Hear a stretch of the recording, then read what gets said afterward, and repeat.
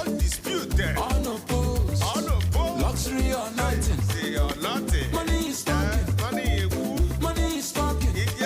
Blessings on blessings. Forget what I know them, yes. Agbabola, how much is money? It's nothing.